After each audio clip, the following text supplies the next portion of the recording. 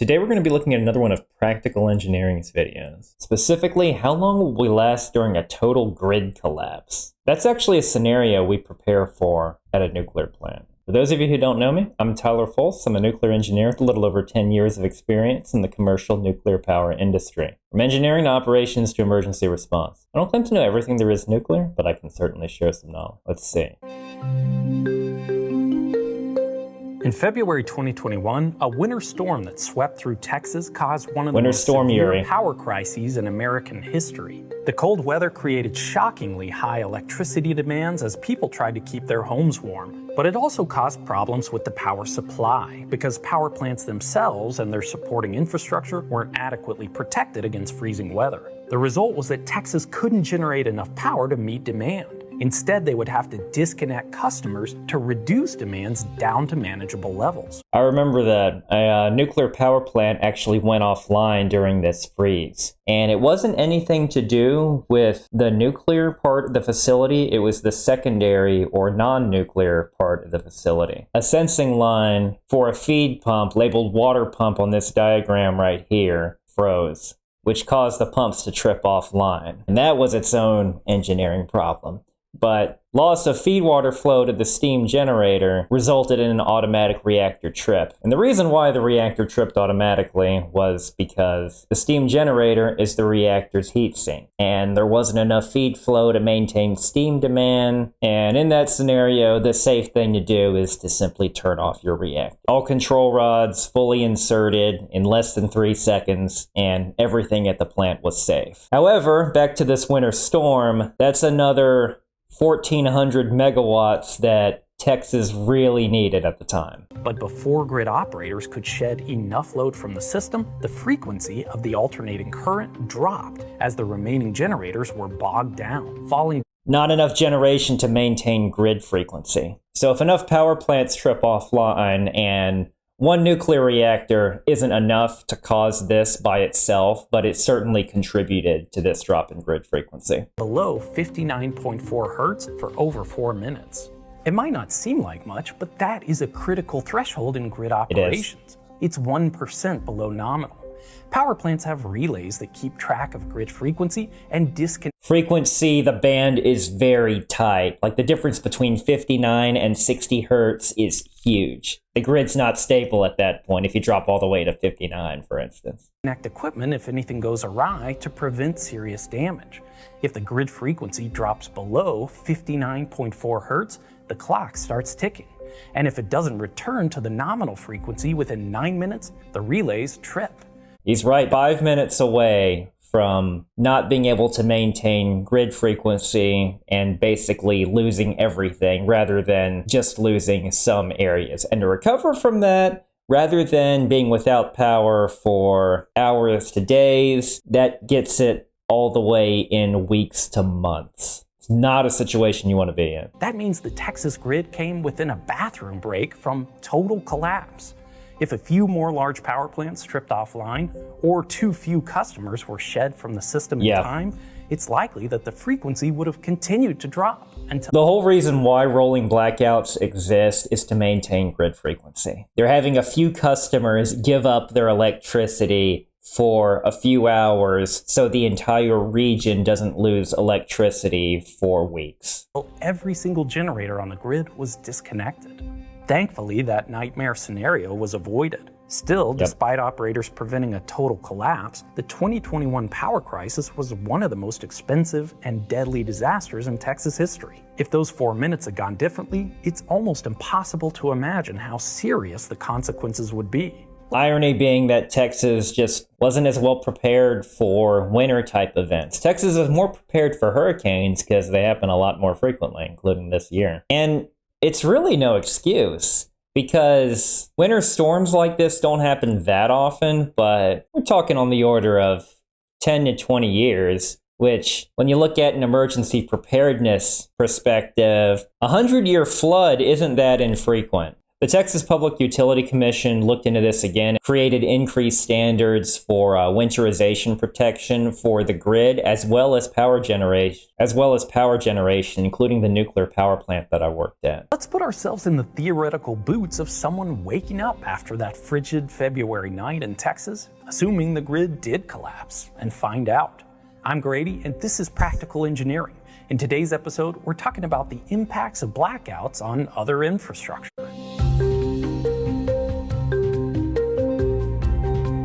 I see what they did there. They're making the cooling towers colder. Well, they'll be better at cooling, right? No, not really. Every so often, some loud noise wakes you up from your sleep. A truck backfiring on the street outside, a baby crying, a cat knocking something off a shelf. I'm a very heavy sleeper. But it's a very different thing altogether to be awoken by silence. Your unconscious mind telling you that the sounds you should be hearing are gone. It only takes a groggy minute to piece it together. That's it. The fan turning off. Always sleep with the fan on. Yes, that's one thing that'll do it. Refrigerator silent. No air is flowing through the heating register. The ceiling fan above your head is slowly coming to a stop. The power's out. You check your phone, it's 4 a.m.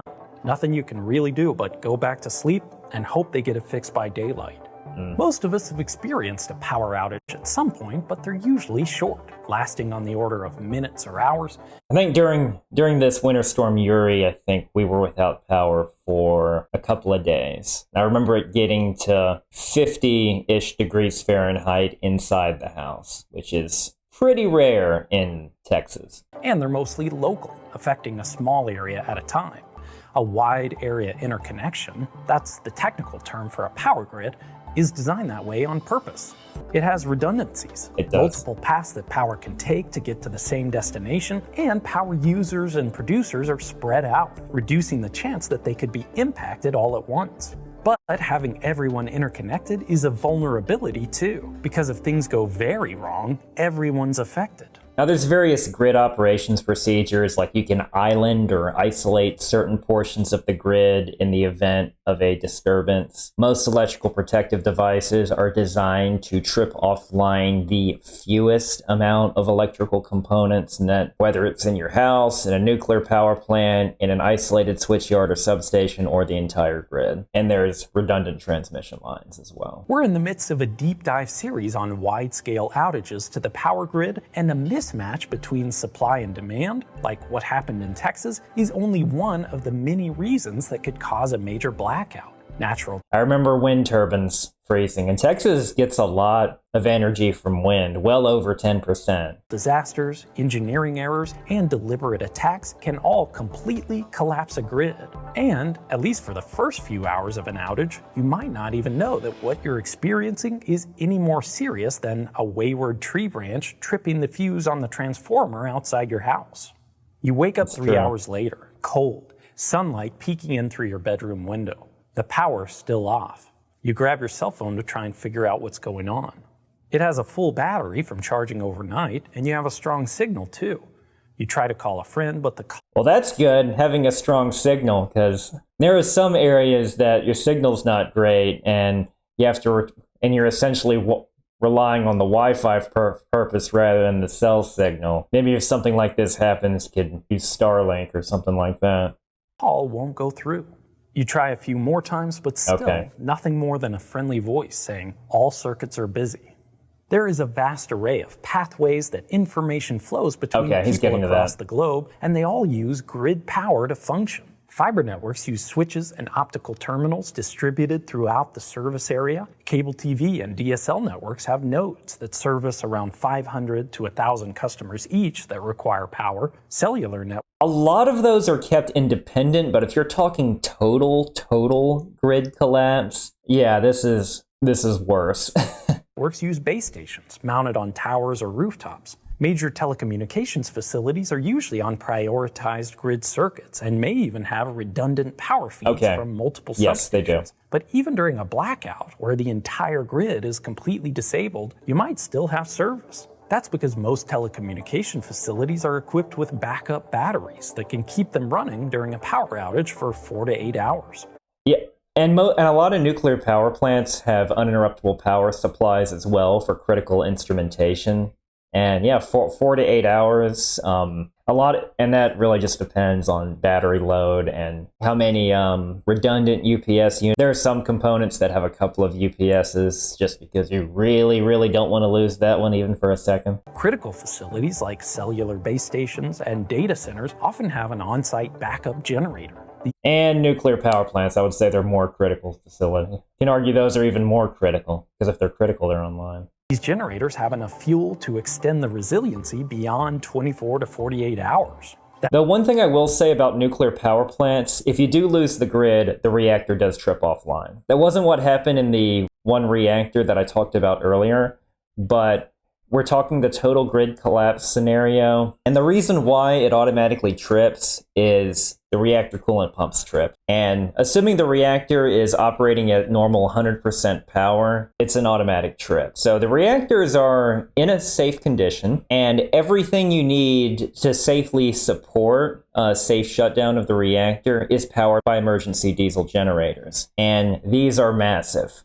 There's 3 of them, 3 safety trains. One safety train provides power to all of the critical pumps, components, HVAC systems, instrumentation, valves, motors, everything you could possibly need to shut down the nuclear plant and keep it in a safe condition. And the plant I worked at had 3 of them. And they're all diesel backed, so all of their components are running. So reactors shut down, main turbine shut down at this point, cooling systems are in place, auxiliary feed water systems are in place, the reactor is kept in a safe, stable condition. And those diesels can run at full load for a week. Now that's at full load. During a vanilla loss of offsite power event, they could probably run for a lot longer than that.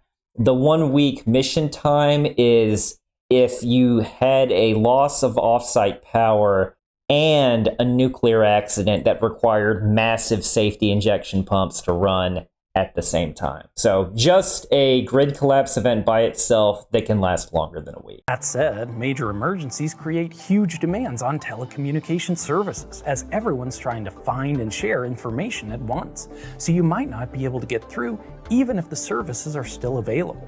In the US, the federal government works with telecommunication.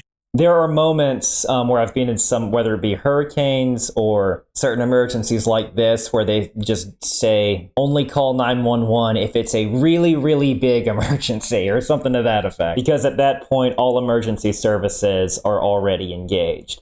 That being said, 911 has its own special circuitry that still has a chance to work even if you can't get a signal. So I know you see that in a lot of really bad movies where it's like, oh, I don't have a signal, I can't call 911. You should still try if you get into that situation in real life. Providers to create priority channels so that 911 calls, you just said that. Management communications, and other matters related to public safety can get through, even when the networks are congested.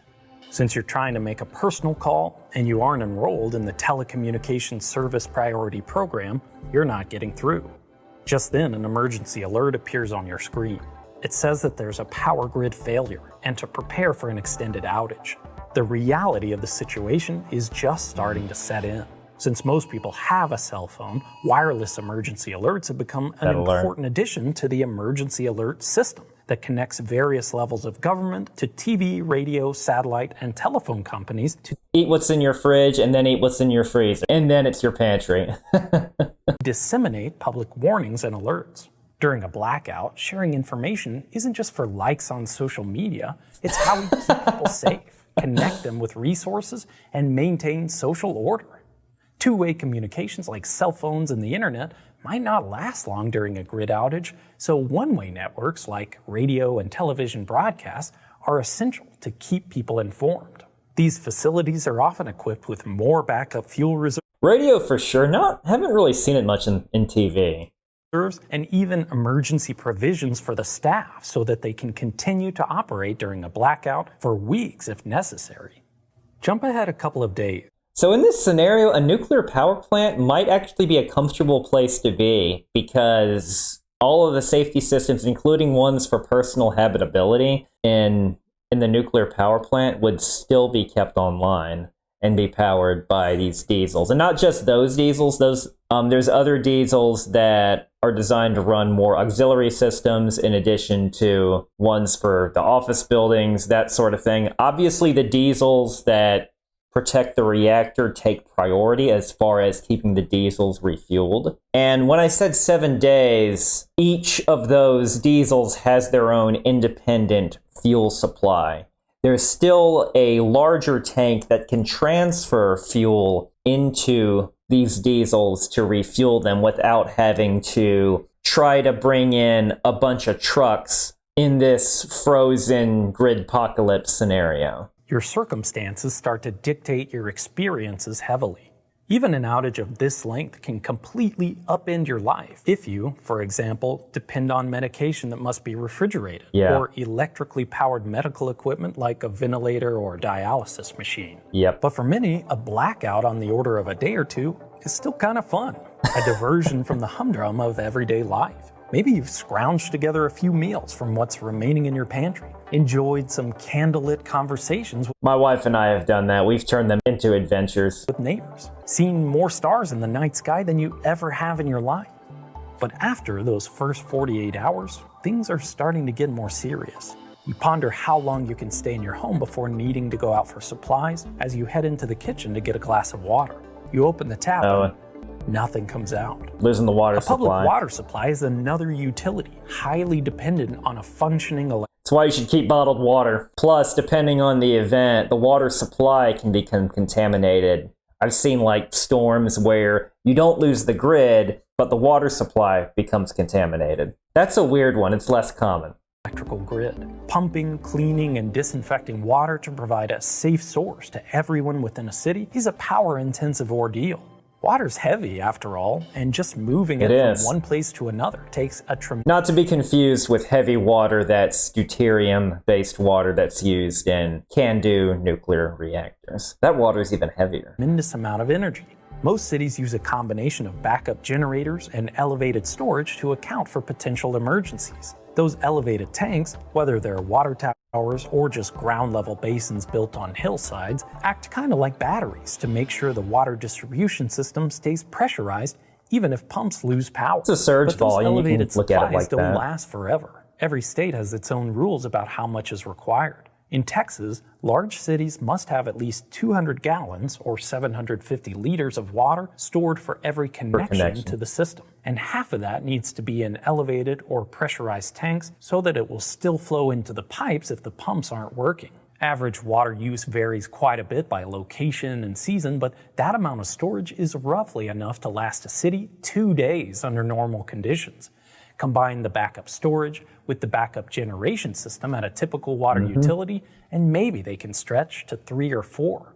Without a huge mobilization of emergency resources, water can quickly become the most critical resource in an urban area during a blackout. But don't forget the related utility we depend on as well, sewage collection. Lift stations that pump raw kind of put that in the same category, but sewage, and treatment plants that clean it to a level where it's safe to release back into the environment are energy-intensive processes as well. Most states require that lift stations and treatment plants have backup power supplies or enough storage to avoid overflows during an outage, but usually those requirements are for short-term disruptions. When power is lost for more than a day or two, these facilities won't be able to continue functioning without additional fuel and maintenance. Even in the best case scenario, that means raw wastewater in the sewers will have to bypass treatment plants and be discharged directly into waterways like rivers and oceans. In the worst case, sewers and lift stations will overflow, exposing the people within cities to raw sewage and creating a public health emergency. That's bad. Flash forward to a week after the start of the blackout, and any fun from the change of pace is long gone. So once you get into a week, and let's say these diesels are running out of fuel and inaccessible by trucks for the nuclear power plant, well, there is an emergency contingency for that. It's known as Flex. And this was brought in after the Fukushima event. Now, what this scenario isn't is the Fukushima event, because the Fukushima event, they lost all of their emergency diesels simultaneously, or shortly after the earthquake and tsunami. But additional generators and fuel supplies can be brought in even by helicopter. And after a week, by this point, the nuclear power plant is coordinating with the flex response teams for both on-site and off-site resources. And this is because there's no initiating event, like it isn't, even though it was Fukushima, it wasn't always earthquakes and tsunamis. It's all location dependent. There are hub areas within the US that can bring additional supplies in, as well as additional supplies being stored on site. So the point is, those diesels are getting refueled and additional generators are being brought in to protect the nuclear power plant. So again, the nuclear power plant in this scenario is probably one of the safest, more comfortable locations to ride out this storm. You still keep your cell phone battery charged from your car, but you rarely get a signal, and phone calls almost never connect. Plus, your car is almost out of gasoline, and the fuel at filling stations has long been sent to backup generators at critical facilities. I wonder how many people have left the cities at this point. You are almost certainly running low on food and water after a week, even if you've been able to share or barter with neighbors or... Really? Okay, I don't feel like I'm a hoarder, but I have more food and water than that. Maybe I'm just used to hurricanes. To me, that seems unlikely. Maybe running out of food after a month. Visit one of the rare stores that was willing to open their doors and accept cash. Oh, there's going to be looting for sure. Only the most but not after a prioritized week. Facilities like hospitals and radio stations, plus those with solar or wind charging systems, still have a functioning backup power supply. Everything else is just dead. I don't know, assuming those panels didn't get frozen or something like that. It's not exactly foolproof either. And now you truly get a sense of how complex and interconnected our systems of infrastructure are, because there's almost nothing that can frustrate the process of restoring power than a lack of power itself. Here's what I mean. Also, lack of knowing the timeline, because you can't really plan and prepare accordingly. And how are they going to communicate it to you? I guess maybe with more of those emergency alerts, but still. Power plants are having trouble purchasing fuel because without electricity to power data centers and good telecommunications, banks and energy markets are shut down. Natural gas compressors don't have power, so they can't send fuel to the plants. Railway signals and dispatch centers are down, so the coal trains are stopped. Public roadways are snarled. Like I said, the nuclear power plants are offline, but safe. Because none of the traffic signals work, creating accidents and reducing the capacity at intersections. Even if workers at critical jobs like power plants, pipelines, and substations still have gas in their vehicles, they're having a really hard time actually getting to work. And to make this harder, because this is a Texas scenario, people in Texas really don't know how to drive in the ice and snow very well. So that right there is going to increase accidents by itself, even if the grid was functional. And even if they can get there, they might not know what to do. Most of our complicated infrastructure systems like oil and gas pipelines, public water systems, and the electrical grid are operated using SCADA. Networked computers, sensors, and electronic devices that perform a lot of tasks automatically. Nuclear power plants do not use SCADA, at least not the one that I worked at. And a lot of it is partially a cybersecurity and quality assurance issue as far as software is concerned. And some of it is just the expense of retrofitting, because the plant that I worked at first came online in the late 80s, early 90s. So there are integrated computer systems with a very limited number of control functions, mainly controlling what instruments you're viewing, which can have some of an input on some controllers, but most controllers are operated locally in the field or in the power plant's control room located at the facility, for nuclear plants anyway. If they have power. Even if you can get people to the valves, switches, pump stations, and tanks to help with manual operations, they might not know under which parameters to operate the system. Not to mention, if it's systems that are used to being operated automatically, a lot of them might not actually know how to operate it manually. I mean, yeah, they probably received on some level of training, some of these plant operators, but they haven't actually done it, so they're not as used to what the valve feels like and how hard you have to turn the valve hand wheel, that sort of thing. Sounds trivial, but they could put themselves in situations where they could get some hydraulic transients just because they don't know what they're doing necessarily. Not to mention cold weather, freezing lines, partially freezing lines, and loss of power, loss of heat trace systems. Yeah, the state of the water and whatever systems they have might not entirely be what they're expecting. So they could have some accidents in some of these water distribution plants or what have you. The longer the outage lasts, the more reserves of water, fuel, foods, medicine, and goods deplete, and the more systems break down. Each of these complicated systems are often extremely difficult to bring back online alone, and nearly impossible without the support of adjacent infrastructure. So let's say power's back. Nuclear power plants typically can't start up by themselves in a complete black start condition.